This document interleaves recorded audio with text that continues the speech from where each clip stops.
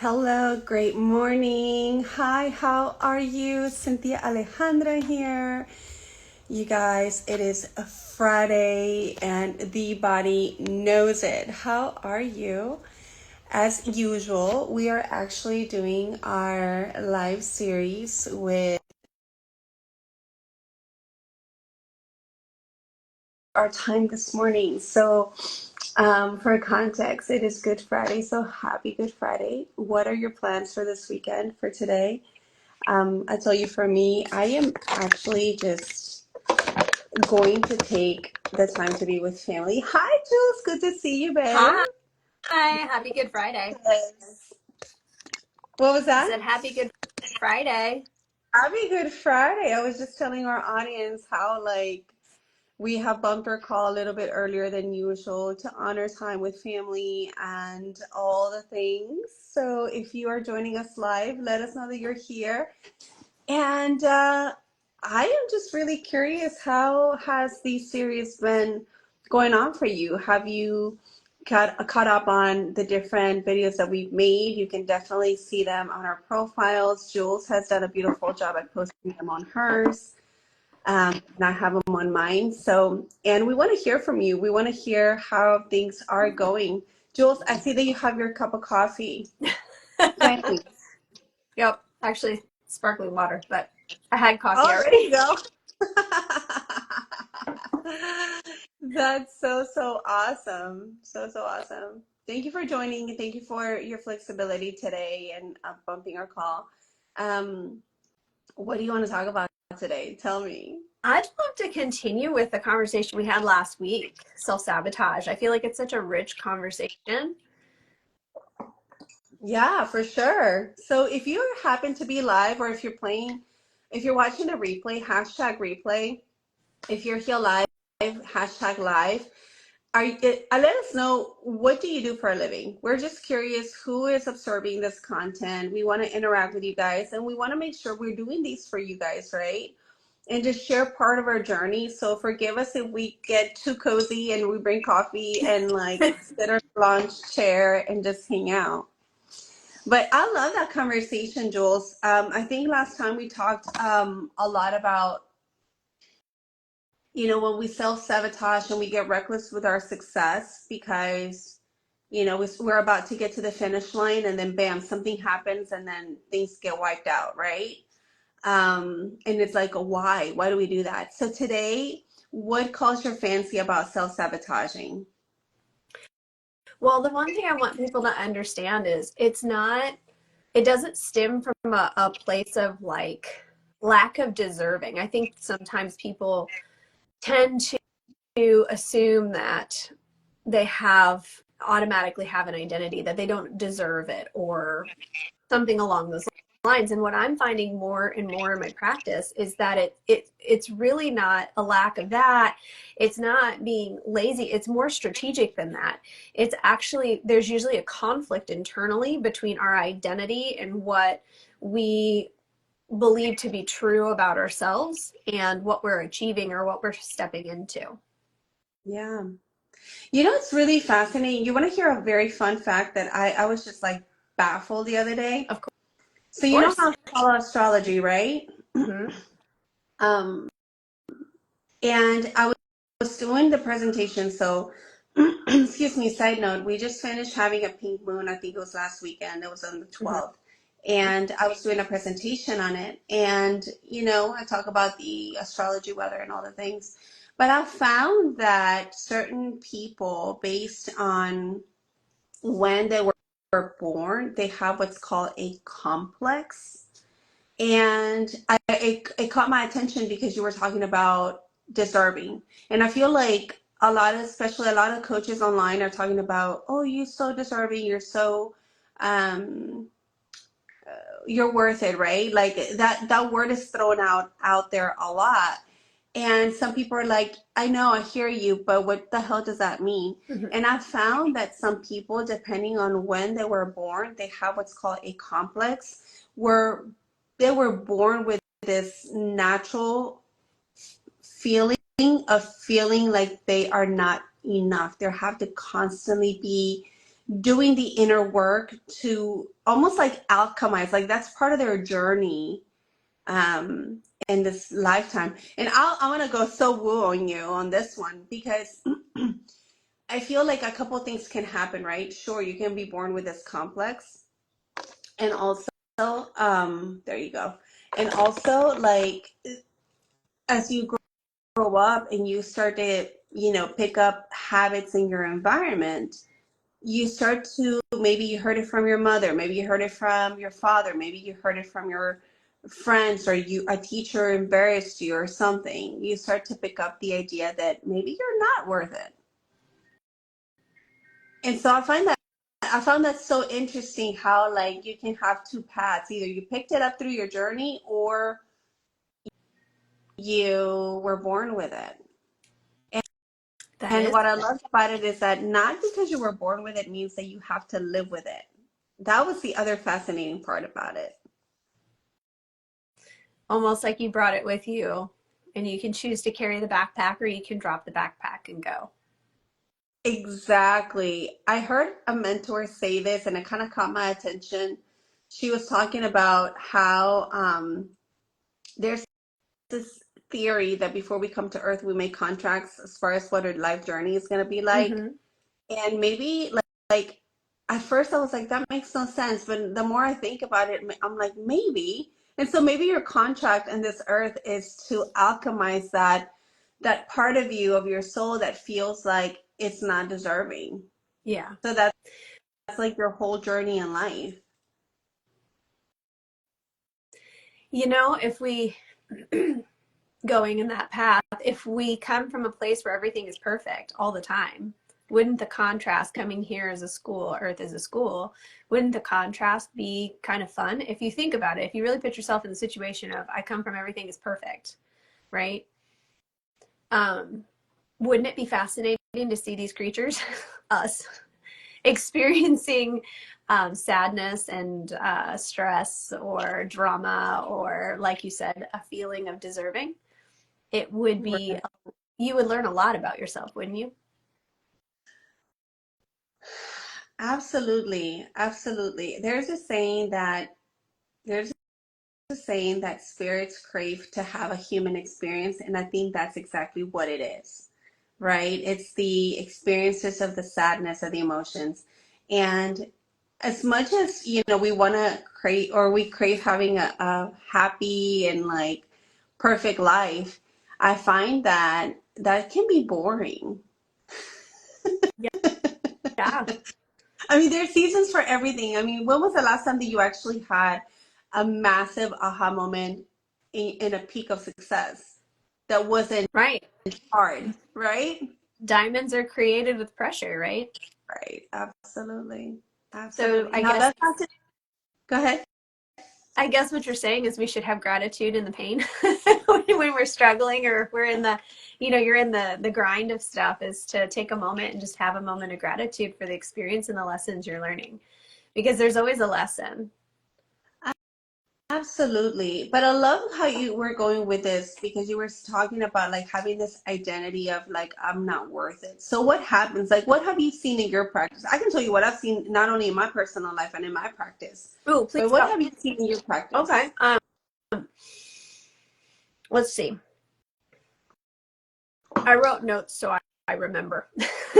So I'm kind of going through what my um let's see. I would say the biggest things I see is it's protection. So most of the time when I'm working with people and there's a mental block or a roadblock that comes up, a lot of times, or 90% of the times, you'll see the result of it, but not always catch it consciously.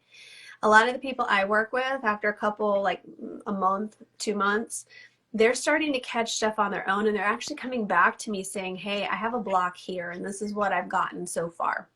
And they just need guidance to just go a little deeper, a little further, because if it's now core, that's where I guide people. But I love teaching people how to do at least most of this on their own. And what I'm finding is that it's always protective. There's always a level of protection. Like I'll use a simple one. Planning out your business but playing small, and you want to step into something bigger. That's a pretty common theme I hear from people, right? But then for some reason, they're just not able to move forward. When we dig deeper, a really common one that I'm coming across is that people have a fear of getting so big they can't handle it. Either A, they don't have the answers people are looking for, or B, they step into a field where now they've got too much influx of people.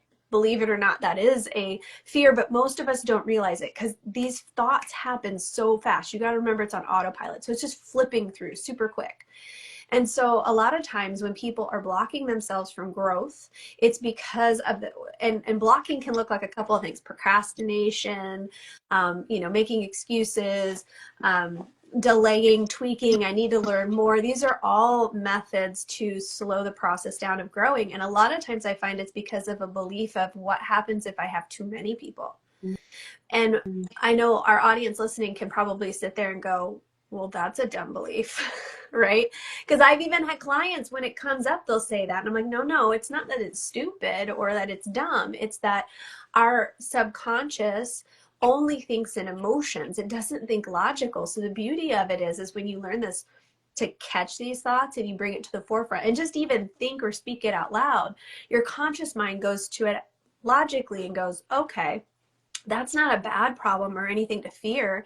That's a logistic problem. Okay, now we expand. Now we hire help. Now we, X, Y, Z, whatever the solution might be. So I find a lot of times that it's things like that. It's internal conflict. You have a want and you have something that is programmed in you from whether, it's environmental, childhood, a belief you picked up in college, whatever. But these two parts of you are in conflict. And when we can look at both parts and say, well, this is what I want, and this is the protection I have, this program is no longer serving me. So how can these two pieces work together? And when we do this, it changes things on a deeper level where it's almost like a set it and forget it. And inevitably, all the time, I find people coming back, and the time frame varies. Sometimes it's a couple weeks, sometimes it's hours, but there's a shift, and then the result comes. That's what I'm Yeah, finding in my practice. What are you finding? it's fascinating because it's very similar. It's you earlier when you were talking about like what you're finding, the thought came like to be seen. That's one thing that I had a client particularly. She's already in leadership. She's been in leadership for a long time. She's built a very successful practice. And what's really interesting is that, she's built this practice. One, she was one of the first females to do so, right? Um, in her world, but she kind of started like she knew she had the drive. So to your point, like she knew she could do it. She knew she could build something massive, but she felt like she didn't have um, almost like the courage to be seen, right? Like she was taking too much space if she was to be seen, or she didn't want to lose the relationships, right? She didn't want to speak up and like be bold. Like she would play it nice. And that's the first thing that I feel in the women's side, and the gentleman can definitely say something different. And it's interesting because it's like the idea of how am I how am I showing up? And she was like, well, I had to be nice. And I'm like, no, actually being nice is not creating the results that you want, right? And when we dug deeper, it was more like I don't want to be seen for who I am or what I'm feeling or what I'm experiencing. And so it was fascinating because when we dug deeper, it was a childhood thing. It was a question of, um, well, her mother thought that she was too much when she was growing up. And so it was, it all like had like ripple effect, right? It was like buried emotions, very buried things. And so it was just really interesting how it all evolved, and it was definitely impacting the way she was showing up in business. and it was capping her capital. Like it was capping how much money she was generating. And so it was just really fascinating to me because as we started working on that, and I'm like, listen, what is your goal and what are your main problems? And we started tackling them together.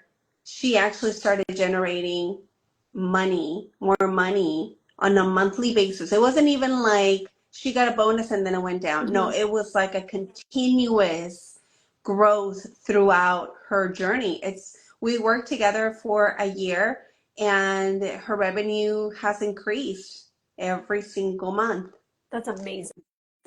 Isn't it interesting? It really is. And can we just take a moment to appreciate all the kids that are a lot? They're here. They're uber. Yes. They're here. Can we just take a moment? I feel like society is like we need to have super calm, quiet children everywhere, but you know what? They're kids. There's a time and a place where they need to understand like, this is a place for quiet and calm, but other than that, I feel like we get I know for me, a big thing for me to get I had to get over with my kids was worrying about what other people thought. And you know what? I started asking other parents that have grandchildren now, so much older than me, been through it 2 times over now. And the number one thing I get back, I say, if you could have changed something when you were a parent, what would you have changed? And they're like, every single one of them, they've all said to me is that they wished that they hadn't cared as much about what other people thought. Isn't that wild? And I think what you're saying right there about her parents saying she was too much as a kid, I think a lot of us kind of feel that way because of fear of the tribe, of what others would think. And granted, I get it. They need to understand this is a place where we act like this, XYZ, safety, all those things, respect. But I know I caught myself a couple of times like trying to get my kids to tame themselves, if you will. But can we just take a moment and appreciate the kids that are a lot? I know I have one of them. I have a little boy that's got tons Absolutely. of My nerds. Sunny,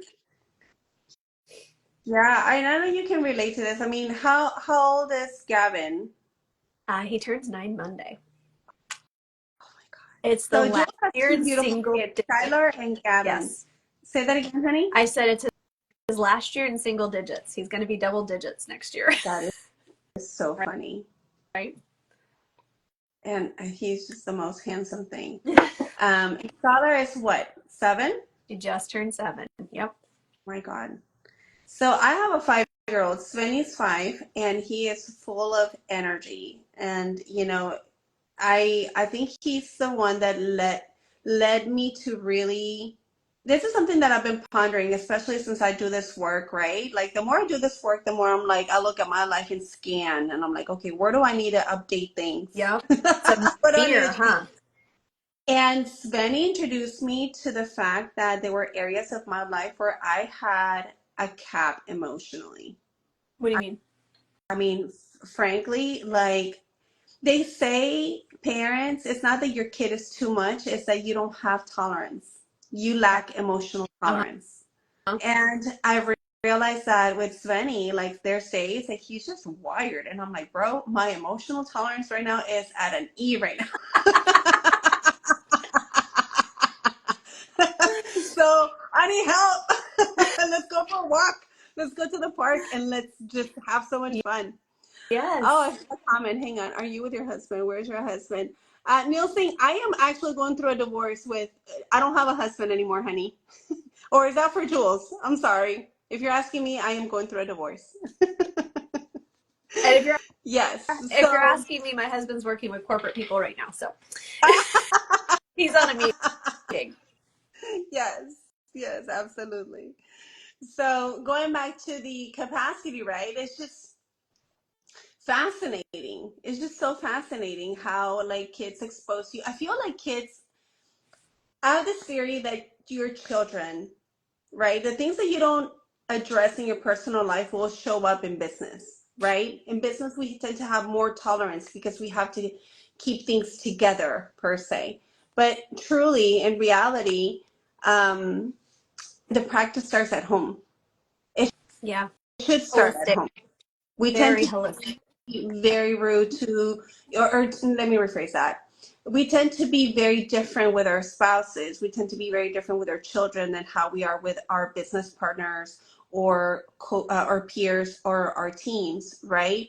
And so when we talk about self-sabotage and our identities, there is this thing about not showing up for our family as strong as we show up for our business. And it will bite you in the ass. You can get away with it for some time, but it will show up. And talking about clients, there's a particular executive I'm working with whose partner constantly has marital issues on the problems that he's failing to bring um, the problems that he's failing to address at home. They're now bleeding in business. Yeah. Talk about self-sabotage and identity, and it's like, what are you believing about yourself? What do you think you have to do? What do you think you have to prove? What do you think you have to pretend and create, and why? And it's funny too, because well, it all comes down to relationships and how we communicate, right? And how we connect with people. And the choices that we make will, and how we respond will either bring us closer to that person or further away. You could take a TV show like Survivor, for an example. They're constantly strategizing on how to stay on this island, right?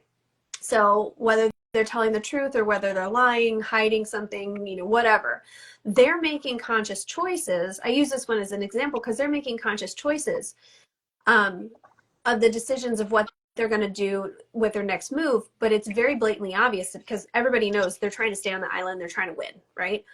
But every choice they make and how they respond is either going to bring that relationship with that person closer or push them further away. And it's the same thing in our life, whether it's in business, whether it's in parenting, whether it's in, relationship, love life, whether it's in personal friendship, hobbies, like it's all choices. And when you realize that it's all choices and you become more conscious to these responses, these automatic responses that we have, it gives you so much more power. If you really think about it, everything we have, every response we have is a choice. We can get triggered by somebody and they can make us upset, and we can choose to sit in that emotion and be upset, or we can choose to say, I'm not gonna give it my time, right? Yeah.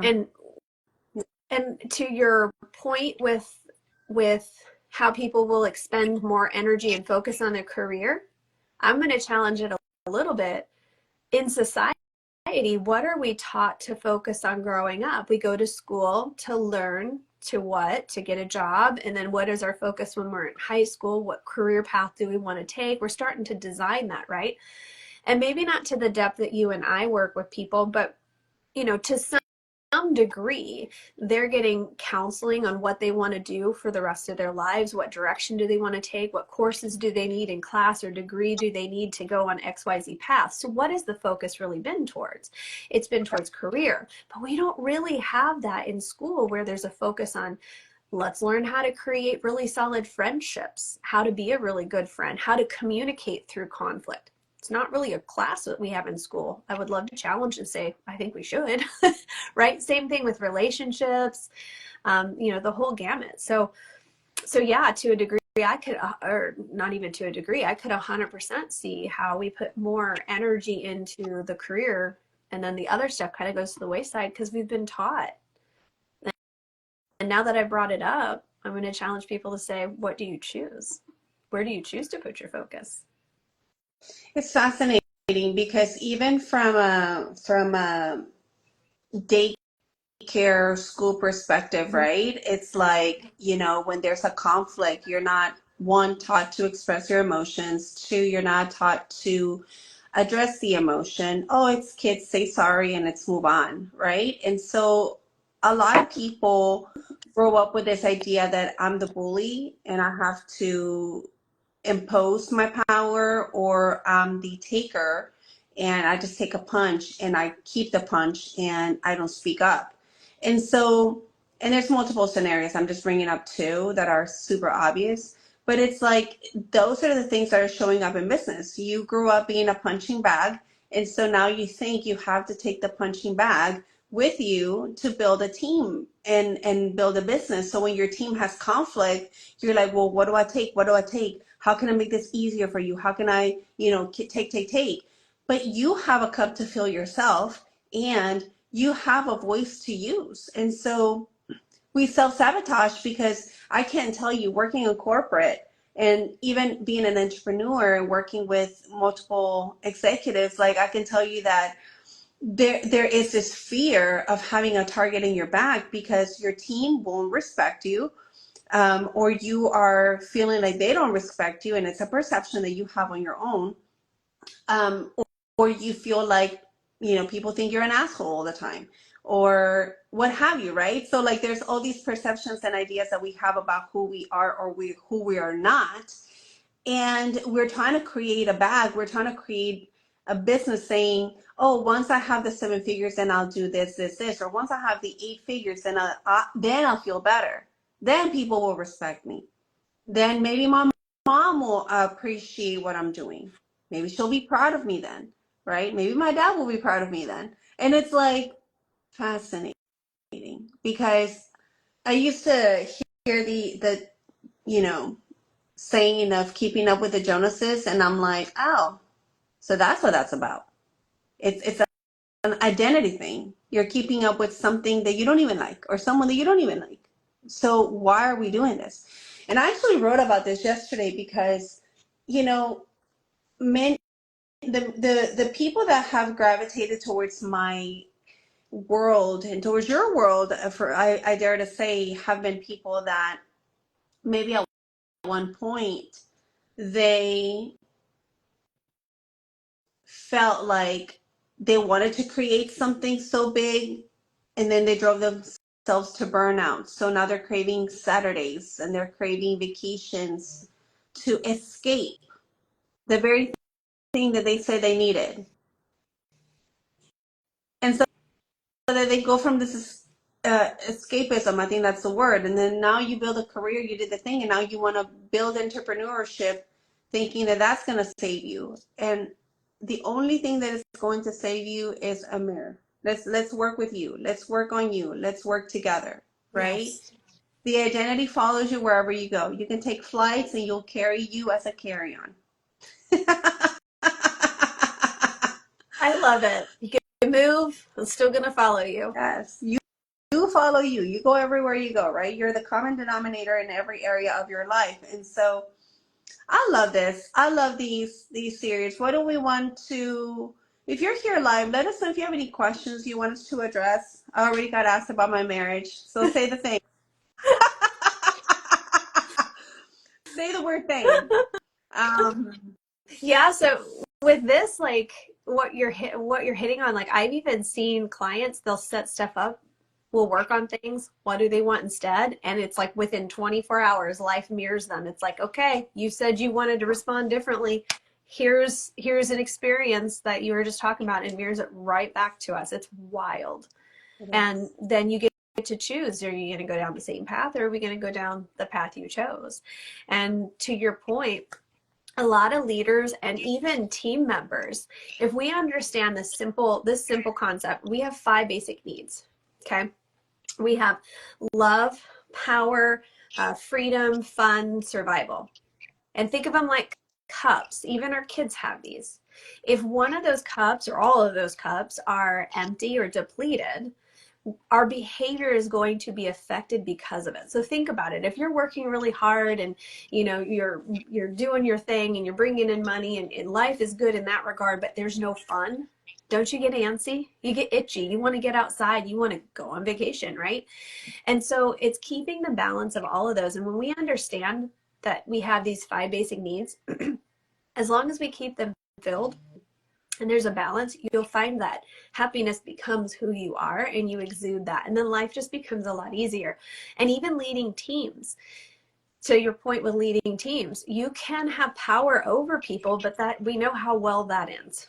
When you exert power over people, that's called being a boss.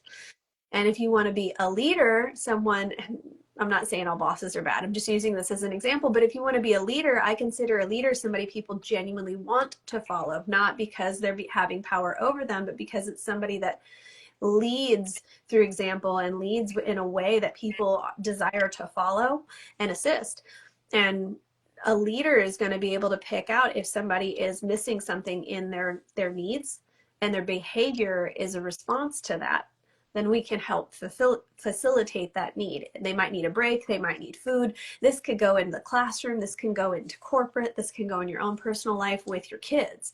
You know, you might have a kid show up in your classroom, let's say, and they're acting out. Well, if you kind of go through and start watching that kid, maybe they're hungry and they just need a snack. Maybe they didn't get breakfast that morning.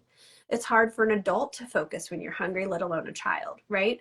So to your point, yeah, it's fascinating how complex yet simple we are. Absolutely. And that just gives me the invitation to give you the invitation to have the people, the leaders that, you might be feeling, hey, I'm not a leader, I don't have a title, maybe I'm a stay-home mom, or maybe, I'm not in management, or, maybe you are in management, maybe you are the boss, maybe you're the CEO. No matter where you're at, you are the writer of your life. And so to me, I consider you a leader. You're leading your chapters, you're leading your books. So I want to invite you, if you are somebody that wants to lead from a more genuine standpoint, from a more loving and grounded standpoint, to give us, like, what is your biggest challenge? We're going to do another live. Jewelz and I are going to do these lives every Friday to come and like talk to you guys, and we're putting together some really juicy things, so that we can invite you a little deeper in our work. If you've been flirting with the idea of what it's like to work with Jewelz or what it's like to work with me, I will be, her and I will be dropping something very, very juicy soon, where you can get a taste of what it's like to work with us, so that you don't, you just come in and you can see what it's like to get part of this work and what's transforming the corporate world, what's transforming homes, what's transforming relationships. I always say this, and I like to address it, because don't the idea of, for example, it has to be perfect for it to be valid, it's erroneous. We're all mastering our lives in some shape or form. And so for me, as I'm navigating a divorce, don't think for a second that whatever I have to share is invalid because of that. If anything, I've learned a lot and I can share a lot, right? Jewelz has gone through a lot. We both have gone through like business failures in the past, business successes, relationship failures, relationship successes, parenting failures, parenting successes. And trust me when I say we're here to give you the goods. So we'll definitely be dropping something. But I just want to leave that here so that if you are not subscribed or if you're not following us, make sure you hit the follow button. And if you have a specific question you want us to address, maybe like what is something that you feel is impacting your identity? Drop it here. And if you feel like I want to keep it anonymous, feel free to DM us. For her and I answer our DMs. It's not a bot, it's us. So we want to make sure that you're getting the most out of these lives and that we're here to serve you, right? And so, Jewelz, do you have any final words for our Yeah. audience? If you've made it this far in our video, I'm going to drop this. So Sin and I both answer, like she said, we answer everything ourselves. We don't have bots that do it. So I'm going to put this out there. For any of you that maybe have a part in your life that you would like to change and you feel so comfortable, I want you to feel invited to message us what that is. And I will respond with a question you can ask yourself, because our mind is it's a beautiful answering problem solving neurological system. So if you ask the questions in the right way, you actually will get a response from your own nervous system telling you what the block is. And so, if you feel so inclined to share with us maybe a part of your life that you would like to be different or you would like to change, I'd be happy to respond with a question to ask yourself and see what comes up. You can kind of sample our work a little. I love that. I love that. You guys, it's been a pleasure. Thank you so much for your time today, Jewelz. Thank you for making the time. I love you so much. And I'm so excited for these series. I'm so excited for what gets to come. Today is going to be a magical day. And so have a phenomenal Good Friday. Yeah. And, if anything comes up as you're navigating, hanging out with family, maybe challenges at home, maybe challenges with your relationships, communication, expressing, being, all the things, let us know. We're still here for you. I love you guys. Have a fantastic day, and I'll talk to you all later. Thank you, Sin. Thank you, lovey.